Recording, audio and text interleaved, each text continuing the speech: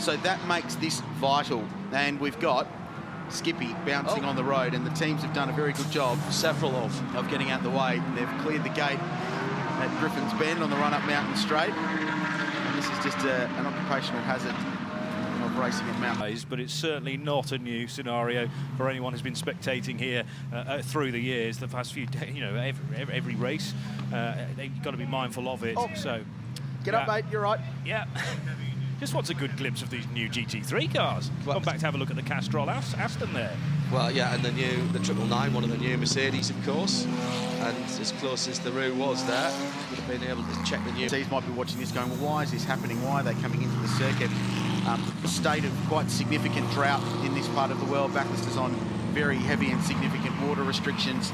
The surrounding area is very dry, so the stuff they graze on for food is quite dry.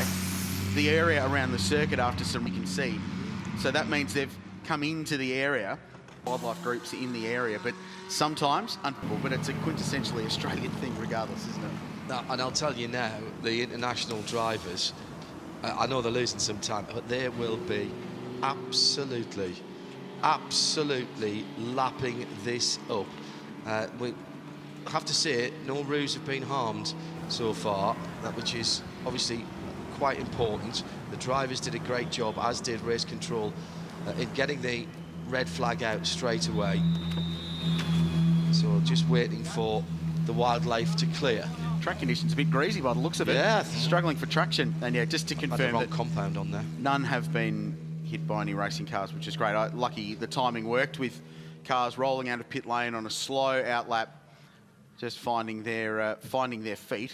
Pardon the pun. Hits to Shea Adam in the pit lane. Morning, Shea.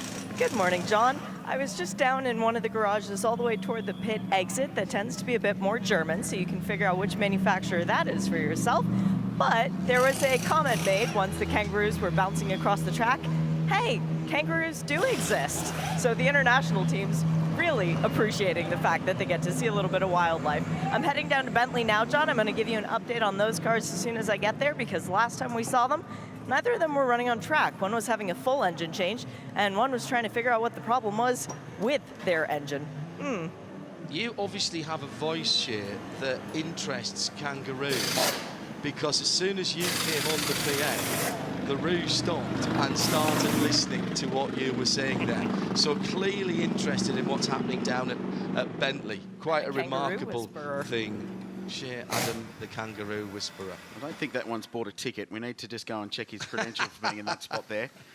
So we are under red flag, and the clock has stopped. We only ran for 40 seconds or so before the Roo raid on the Audi Mountain Straight, and race control reacting very quickly indeed. So we're not losing any track time at the moment. As I say, this is going to be one of those things, JP, for the international drivers. Remember when we had snow in practice for the World Endurance Championship at Silverstone a few years ago, where everybody, I think it was like Duval, who said, I'm taking the car out, take some pictures from the screen. Yeah. Because nobody's going to believe me when I say I was out in a prototype in the snow. The